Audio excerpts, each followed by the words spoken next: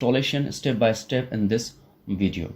When you insert Windows 7 CD or bootable USB, then you see this kind of black screen on your laptop or computer.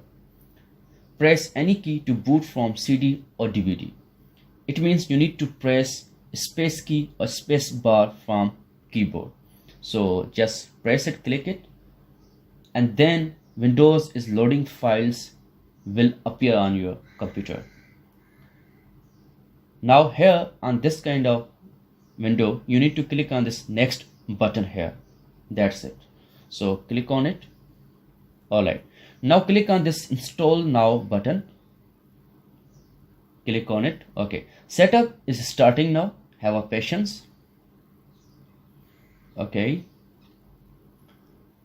So now click on this I accept the license terms and then click on this next button here. So click on it. Perfect. Now click on the second option, custom advanced. So the partition window will appear. Now you need to select the partition, I mean to say drive in which you want to install the Windows. So select it and click on this next button here. Okay, so Windows is being installed now.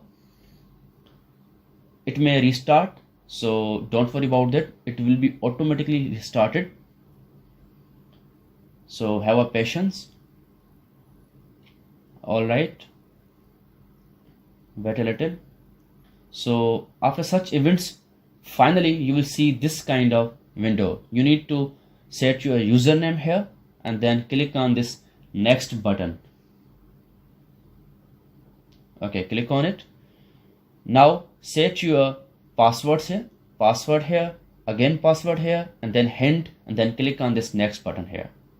Perfect. Now click on the first option, use recommended settings, and then finally Windows will be installed. So that's how you can install your Windows 7. So if this video was to the point, so please like.